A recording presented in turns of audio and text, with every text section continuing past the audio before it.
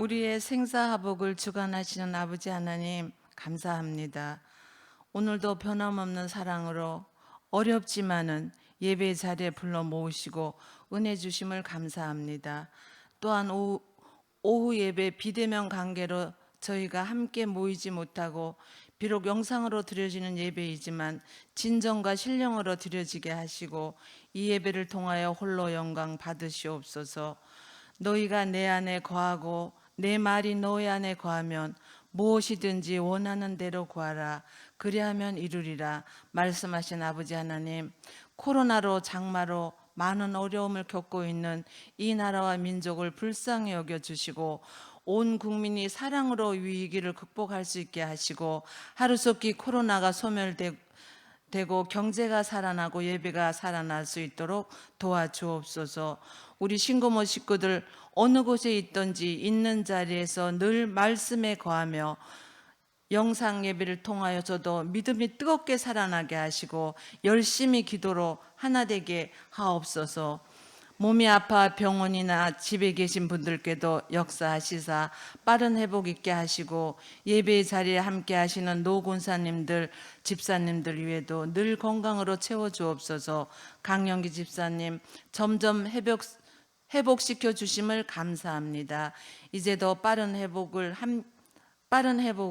함께 예배하기를 원하오니 머리에서 발끝까지 세포와 근육이 더 튼튼하게 하게 하여 주옵소서. 여름 행사도 주관하셔서 행사를 마친 부서나 진행 중에 있는 부서 모두가 하나님 은혜 가운데 잘 마무리되게 하시고 하나님이 보시기에 참 일꾼들로 자라게 하옵소서.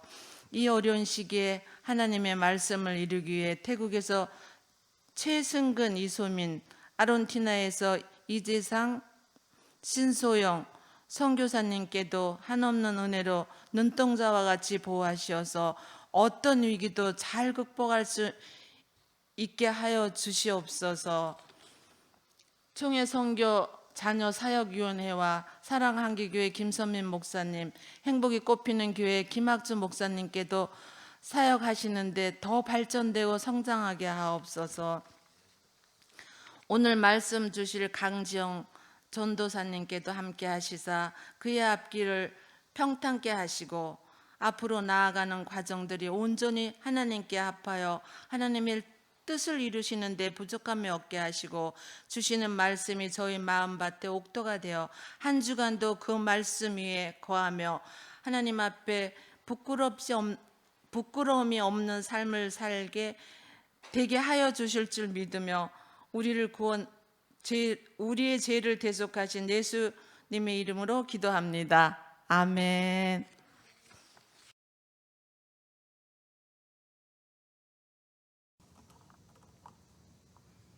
오늘의 말씀은 예레미야 5장 1절입니다. 제가 오늘의 말씀을 봉독하겠습니다. 하나님의 말씀을 경청하십시오. 너희는 예루살렘 거리로 빨리 다니며 그 넓은 거리에서 찾아보고 알라.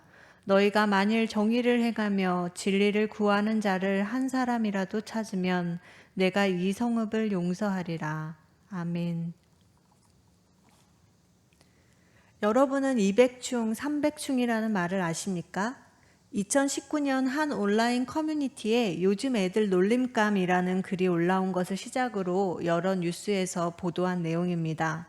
200충, 300충은 아빠 월급을 뜻하는 것인데 초등학교 1, 2학년 정도의 아이들이 이 별명으로 다른 아이들을 놀린다는 것입니다. 월급이 200만 원대이면 200충, 300만 원대이면 300충이라며 부모 월급이 적다는 이유로 벌레 충자를 붙여 비하하는 것입니다. 갓 초등학교에 들어간 어린 아이들조차 돈에 따라 사람을 나누고 서슴없이 상처를 주는 오늘날의 우리가 사는 세상이 멸망을 향해 가던 예레미야서의 예루살렘과 별반 다르지 않은 것 같습니다. 하나님께서 소돔과 고모라를 멸망시키려는 계획을 말씀하셨을 때 아브라함은 소돔과 고모라에서 의로운 사람 10명을 찾을 수 있다면 그 성읍을 구해달라고 하나님께 간청했습니다. 그러나 의로운 사람을 단 한 명도 발견할 수 없었고 그 성읍은 결국 멸망당했습니다. 오늘 본문에서 이제 하나님은 동일하게 예루살렘에 신실한 사람 한 명만 찾아도 이 성읍을 용서하겠다고 말씀하십니다. 그러나 그들은 하나님께서 살아계심을 두고 맹세하는 것조차 거짓 맹세를 할 정도로 한결같이 하나님의 건의를 거부했습니다. 우리 시대는 어떠합니까? 200충, 300충이라고 부르는 아이들은 그 부모가 아마 그리스도인이 아닐 거라고, 부모가 잘못 키운 것이지 우리와는 상관없다고 말할 수 있을까요? 우리 시대의 죄악에서 우리는 정말 자유로운가요? 하나님께서는 오늘 본문에서 너희는 예루살렘 거리로 빨리 다니며 그 넓은 거리에서 찾아보고 알라. 너희가 만일 정의를 행하며 진리를 구하는 자를 한 사람이라도 찾으면 내가 이 성읍을 용서하리라 말씀하십니다. 믿음과 삶은 함께 갑니다. 정의를 행하는 것은 선을 행하는 것이고 진리를 구하는 것은 신실하게 하나님을 찾는 것입니다. 믿음의 사람은 시대의 문제를 외면할 수 없습니다. 우리가 믿음의 사람이라면 한 영혼을 천하보다 귀하게 사랑하시며 그 영혼들이 살아가는 이 땅을 용서하고 회복하기를 원하시는, 그래서 지금도 정의를 행하며 진리를 구하는 한 사람을 찾고 계시는 하나님의 마음을 알게 되기 때문입니다. 대부분의 사람들은 잘 못 먹고 경제가 힘들어서 우리가 불행하다고 생각합니다. 과연 그럴까요? 한국은 OECD 국가에 진입했을 뿐만 아니라 GDP는 전 세계 13위로 재정적으로는 극빈국에서 선진국 반열로 올라왔습니다. 그러면 우리는 행복합니까? 아이들의 성적은 세계에서 상위권이지만 아동 청소년의 행복 지수는 OECD 국가 중에서 꼴찌입니다. 노인의 행복 지수 역시 꼴찌이고 자살률은 최고 수준이며 출산율은 최저입니다. OECD 국가 중에서 가장 많은 시간을 노동하는 나라 중에 하나입니다. 경제가 사람을 편하게 할지는 몰라도 행복을 가져다 주지는 못한다는 것을, 인간의 본질적인 문제에 답이 안 된다는 것을 우리의 현실에서 우리는 몸으로 경험하고 있습니다. 그러나 세상은 우리에게 계속 거짓된 메시지를 줍니다. 텔레비전을 틀면 프로그램 중간중간에 나오는 광고들은 이 옷만 걸치면, 이 음식을 먹으면, 이 차를 타고, 이 화장품을 바르면, 이 스마트폰을 가지면 행복이 곧 손에 잡을 수 있다는 듯이 유혹합니다. 그러나 같은 텔레비전에서 연이어 나오는 뉴스는 우리가 사는 세상이 얼마나 잔혹한지 보여줍니다. 정치인들은 매일 우리를 실망하게 하고, 경제는 늘 위기 상황이고, 개인 간, 집단 간 갈등이 끊이지 않습니다. 사람이 사람에게 해서는 안 되는 짓을 하는 그러한 잔인한 범죄가 이제는 놀랍지 않은 상황이 되어버렸습니다. 지식과 과학의 발전은 분명히 우리의 삶을 편리하게 바꾸고 많은 질병을 극복하며 기대 수명을 늘려왔습니다. 그리고 온 인류는 모두 행복해지고 싶은 마음에 어느 시대든 더 나은 세상을 만들려고 전력을 다해 애써왔습니다. 그럼에도 행복은 여전히 멀게만 느껴집니다. 마치 플러스가 곧 마이너스가 되고 마는 제로섬 게임 같습니다. 그래서 전도서는 헛되고 헛되니 모든 것이 헛되도다. 내가 해 아래에서 행하는 모든 일을 보았노라. 보라, 모두 다 헛되어 바람을 잡으려는 것이로다 라고 말합니다. 우리가 사는 세상은 어딘가 깨져 있습니다. 그렇기에 우리는 무엇이 문제인지, 이 속에서 도대체 어떻게 살아야 하는지 질문해야 합니다. 답이 없는 질문이니 그저 다른 사람에게 큰 피해나 주지 말고 살아가자 하기에는 우리의 삶이 너무 소중합니다. 우리 자신과 또 사랑하는 사람에게 그냥 열심히 살아. 사는 건 다 그런 거야. 너 자신에게 충실해. 그런 별로 도움이 안 되는 말을 주시겠습니까? 여러분, 우리는 왜 행복하지 않을까요? 가장 단순한 답은 바로 인간의 본성이 자기 중심적이기 때문입니다. 상황이 좋을 때는 착하고 너그러워서 다른 사람을 위해 손해도 보고 양보도 하지만 내 이익이나 명예가 걸리고 내가 피해를 본다고 생각하면 계속 착하지만은 않은 것이 인간입니다. 인간의 자기 중심성은 자신의 이익이 침해되거나 더 큰 이익을 얻고 싶을 때 숨겨진 야만성이 드러납니다. 교육, 과학, 경제, 제도 모든 것이 계속해서 발전해도 계속 그것의 그림자가 생기는 것은 우리 스스로 인간의 자기중심성 문제를 해결할 수 없기 때문입니다. 자기중심적인 세상에서는 약육 강식의 규칙을 따를 수밖에 없습니다. 그래서 정도 차이가 있어도 누구나 강자가 되길 원합니다. 부모가 자식을 좋은 대학에 보내려고 애를 쓰는 이유는 경쟁 사회 속에서 뒤떨어져 약자가 되는 모습을 지켜볼 수는 없기 때문입니다. 하지만 경쟁이 치열한 세상에서 실제로 강자가 되는 사람은 많지 않습니다. 그리고 실제로 강자가 되었다고 해도 세상에는 강자인 나보다 더 센 강자가 있기 때문에 끊임없이 더 센 강자가 되어야 합니다. 그래서 실제로 강자가 되어도 가진 것을 나눌 여유는 없습니다. 강자가 되고 싶어도 되지 못하고 만에 하나 강자가 되어도 약자를 위해 살지 못하는 모습이 우리의 자화상입니다.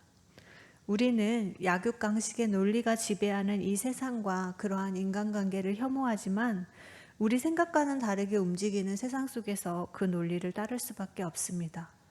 그래서 이 세상에는 약자의 눈물과 한숨이 끊이지 않습니다. 그런데 성경의 하나님은 자신을 과부와 고아와 나그네들의 하나님이라고 하십니다. 출애굽기에서 하나님은 너는 과부와 고아를 해롭게 하지 말라. 내가 만일 그들을 해롭게 함으로 그들이 내게 부르짖으면 내가 반드시 그 부르짖음을 들으리라. 나의 노가 맹렬함으로 내가 칼로 너희를 죽이리니 너희의 아내는 과부가 되고 너희 자녀는 고아가 되리라 라고 위협에 가까운 선언을 하십니다. 하나님이 직접 강자가 되어 약자를 괴롭히는 사람들을 심판하시겠다는 것입니다. 하나님은 왜 이 세상이 약육 강식의 정글이 되었는지, 약자가 되는 이유의 대부분이 개인에게 책임을 돌릴 수 없는 불의한 세상의 구조 때문이라는 것을, 그리고 이 모든 것의 가장 큰 원인은 인간의 자기 중심성 때문임을 잘 알고 계셨기 때문입니다. 여러분, 인간은 스스로 존재하는 존재가 아니고 하나님이 창조하신 하나님의 소유입니다. 그러나 하나님은 인간을 인격적인 존재로 창조하시고 자유의지를 주셔서 하나님과 소통한 만큼 하나님을 알 수 있게 하셨습니다. 그래서 우리는 하나님의 뜻을 이해하고 반응할 수 있고 그 뜻을 따를 수도 거절할 수도 있습니다. 그리고 하나님은 하나님의 형상대로 지으신 인간에게 존귀하고 영화로운 왕관을 씌워주시고 하나님 대신 피조세계 전체를 관리하도록 위임하셨습니다. 그러므로 인간이 자신의 삶을 잘 경영하고 피조세계 전체를 잘 다스리려면 왕권을 주신 하나님을 진심으로 인정하고 하나님께 지혜와 사랑과 능력을 부여받아야만 합니다. 그런데 인간은 하나님을 하나님으로 여기지 않고 스스로가 주인이 되어 살아왔습니다. 중심에 계셔야 할 하나님을 제거해버리고 스스로 중심이 되려 합니다. 여기서 우리가 사는 세계의 문제가 시작됩니다. 예레미야서는 인간이 저지른 두 가지 악을 아주 명확하게 말합니다. 내 백성이 두 가지 악을 행하였나니 곧 그들이 생수의 근원되는 나를 버린 것과 스스로 웅덩이를 판 것인데 그것은 그 물을 가두지 못할 터진 웅덩이들이니라. 인간은 하나님에 의해 창조되었고 하나님에 의해 생명이 유지되는 존재인데 인간은 자신을 살리는 하나님을 버렸습니다. 화병에 꽂혀있는 화초는 아무리 아름다워도 뿌리가 끊어졌으므로 잠깐만 살아있을 뿐 얼마 지나지 않으면 시들어 죽게 됩니다.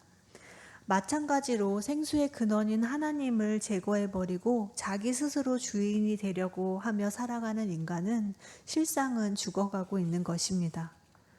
그런데 자신이 물 없이 살 수 없다는 것을 아는 인간은 하나님께 돌아오는 것이 아니라 하나님을 대신할 다른 웅덩이를 팠다고 말합니다. 이 웅덩이는 물을 가둬두지 못하는 터진 웅덩이입니다. 하나님을 제거했어도 인간에게는 무엇이든지 자기 마음을 위로하고 자기 마음을 잡아줄 수 있는 어떤 존재, 즉 하나님과 비슷한 유사신이 필요합니다. 그래서 어떤 사람은 돈이 있으면 가능하다고 생각해 돈을 인생의 중심에 놓고 어떤 사람은 사람이 있으면 가능하다고 생각해서 배우자와 자녀를 중심에 놉니다. 명예, 성공, 권력, 육체적인 쾌락 같은 것들을 가지면 행복해질 수 있다고 생각하는 인간은 그것을 중심에 두고 깨진 웅덩이를 파고 또 파지만 깨진 웅덩이는 인간에게 절대 생명을 가져다 줄 수 없습니다. 오늘의 세상에서 인간들은 길을 잃었습니다. 그런데 길을 잃은 사회에서 하나님을 주인이라고 고백하는 교회도 별반 다르지 않다는 것이 우리의 부끄러움이자 아픔입니다. 교회 내에서 세습이나 횡령, 성추문, 세력 다툼의 이야기가 심심치 않게 들려옵니다. 교회 밖도 마찬가지입니다. 세월호, 코로나19, 외국인 근로자, 난민, 동성애 등 여러 문제를 보면 세상의 약자와 소수자의 주장에 동의하지 않더라도 그들의 이야기를 들어주고 사회 구성원으로서 그들의 권리를 지켜주어야 할 텐데 그런 모습이 잘 보이지 않습니다.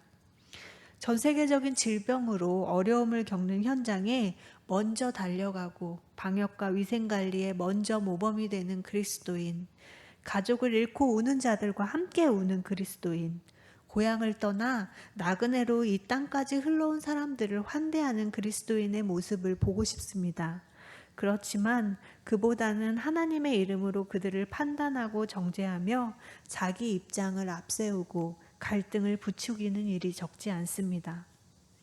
자연을 하나님이 지으신 아름다운 세계라 찬양하면서도 에너지 절약이나 재활용품 사용 같은 것도 우리의 작은 편의 앞에서 무용지물이 되고 마는 것이 우리의 삶의 모습입니다.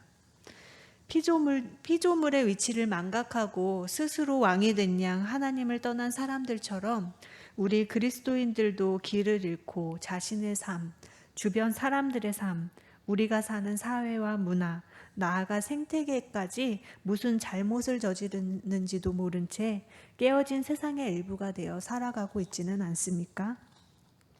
사랑하는 신금호교회 성도 여러분, 우리가 진정으로 행복한 삶을 살고 싶다면, 하나님이 찾으시는 참된 예배자가 되고 싶다면 먼저 물이 새서 결코 우리를 살릴 수 없는 깨진 웅덩이를 직면해야 합니다. 아직도 깨진 웅덩이가 우리를 살릴 수 있다고 믿으면서 동시에 하나님을 믿는 거짓 믿음을 버려야 합니다. 기독교의 믿음은 열심히 100일 기도해서 또는 40일 금식 기도를 해서 내 진심이 하나님께 알려지면 하나님께서 들어주신다는 식의 대다수 종교의 신심과는 다른 것입니다. 우리가 믿는 하나님은 나의 신심으로 반응하시는 분이 아니라 나의 진실한 반응을 소중히 여기시는 분이십니다. 하나님은 우리의 속생각까지 아시는 우리의 창조주이시기 때문입니다. 그래서 하나님은 하나님을 통해 무언가를 이루려는 자들이 아니라 하나님을 진정으로 찾는 자들을 만나 주십니다. 히브리서 기자가 말하듯 믿음이 없이는 하나님을 기쁘게 해드릴 수 없습니다. 하나님께 나아가는 사람은 하나님이 계시다는 것과 하나님은 자기를 찾는 자들에게 상 주시는 분이라는 것을 믿어야 합니다. 오늘 본문인 예레미야 5장 1절에서 말하는 진리를 구하는 자는 바로 하나님을 찾는 자입니다. 그가 간절히 찾는 대상은 하나님입니다. 그는 하나님이 계실 뿐 아니라 하나님을 찾는 자에게 하나님 자신을 주시는 분을 믿습니다. 하나님을 만나고 하나님과 인격적인 관계가 회복된 사람은 하나님의 뜻을 알아갑니다. 그리고 믿음은 아는 만큼 반응하는 것입니다. 하나님은 깨지고 상하고 고통 많고 슬픔 많은 세상을 내버려 둘 수 없는 분이십니다. 하나님은 자기 중심성에 사로잡혀 하나님을 버린 세상을 회복하시려 독생자 예수 그리스도를 죽기까지 내어주실 정도로 인간을 사랑하는 분입니다. 호세아 선지자를 통해 그런 하나님은 나는 인애를 원하고 제사를 원하지 아니하며 번제보다 하나님 아는 것을 원하노라 말씀하십니다. 야고보서는 하나님 아버지 앞에서 정결하고 더러움이 없는 경건은 곧 고아와 가부를 그 환난 중에 돌보고 또 자기를 지켜 새 속에 물들지 아니하는 그것이니라 단언합니다. 그렇기에 진리를 구하는 자, 즉 하나님을 찾고 만난 사람은 자연스레 정의를 행하는 자가 되는 것입니다. 그래서 하나님은 예레미야 5장 1절에서 정의를 행하며 진리를 구하는 자를 찾으십니다. 그 둘은 하나이기 때문입니다. 하나님이 우리에게 기대하는 것은 우리가 하나님에 관해 얼마나 알게 되었는지보다 우리가 하나님에 대해 알게 된 만큼 인격적으로 반응하며 따라가는 것입니다. 하나님은 우리가 깨달은 것에 어떻게 반응하는지에 더 관심을 두고 계십니다. 우리는 하나님의 거룩한 백성, 제사장 나라입니다. 제사장은 사람들에게 하나님이 어떤 분인지 알려주고 하나님께 바른 예배를 드리도록 이끌어가는 사람입니다. 그렇다면 제사장 나라란 하나님을 먼저 알고 하나님과의 관계를 회복해 인간의 자기 중심성을 극복하고 야급강식의 방식을 버리고 과부와 고아와 나그네를 인간적으로 대우하는 공동체일 것입니다. 사랑하는 신금호 교회 교인 여러분, 우리 이런 공동체를 이뤄갑시다. 하나님에 관해 알게 된 만큼 진실하게 반응하는 공동체. 세상의 모든 사람들이 저것이 사람 사는 모습이다 라고 반응하며 그들도 하나님께로 돌아오기를 소망하는 공동체가 됩시다. 깨어진 세상 속에서 그 구성원으로 살아간다는 자괴감이 들고 내 삶도 세상과 크게 다르지 않다는 사실을 절감하는 그때, 반복되는 자괴감과 열패감을 느끼는 그때가 하나님이 우리를 찾아오시는 때일 수 있습니다. 나 하나 하나님 따라 살기로 결심한다고 뭐가 변할까 싶을지라도 그곳에서 하나님 나라가 이루어집니다. 하나님 나라는 겨자씨 같이 별 볼 일 없이 작게 시작합니다. 하나님은 깨어진 세상을 위해 아브라함 한 사람을 부르셨고 전 열국을 회복하는 일에 세상에서 가장 보잘것없는 나라 이스라엘을 부르셨습니다. 인류 구원의 거대한 사명을 가지고 이 땅에 오신 예수님은 로마 식민지 총구석의 가난한 목수 집안의 청년이었습니다. 그러나 하나님 나라는 이렇게 소리 소문 없이 작디 작은 겨자씨 하나로 시작하여 새들이 깃들 정도로 크게 자랍니다. 팔레스타인 지역에서 시작된 작은 운동이 전 세계로 확장되었습니다. 지금 한국 땅에서 예수님을 구주로 고백하는 우리가 바로 산 증인이 아닙니까? 예수님은 지난 2000년간 쉬지 않고 일하시는 중입니다. 그리고 예수님을 이 땅에 보내신 성부 하나님, 우리 안에 거하시는 성령 하나님 역시 지금도 사람들을 찾아가시며 정의를 행하며 진리를 구하는 한 사람을 찾으십니다. 깨어진 세상의 한 부분에서 벗어나 깨어진 세상을 치유하고 회복하는 하나님을 경험하라고, 그리고 하나님과 함께 그 회복의 일에 동참하라고 초대하십니다. 이 시대가 진정으로 필요한 것은 무엇입니까? 예레미야 5장 1절에서 하나님이 예루살렘 거리를 빨리 다니며 찾아보고 알라 명하신 것은 무엇입니까? 여러분, 우리가 하나님이 찾으시는 한 사람이 되기를 소망합니다. 우리의 인생을 하나님 나라에서 하나님 편으로 하나님의 백성답게 하나님의 자녀답게 사는 저와 여러분이 되기를 결단합시다. 하나님이 우리와 함께 하십니다. 함께 기도하겠습니다. 사랑의 하나님, 깨어진 세상에서 살아가는 우리를 불쌍히 여기시고 끝까지 포기하지 않으시니 감사합니다.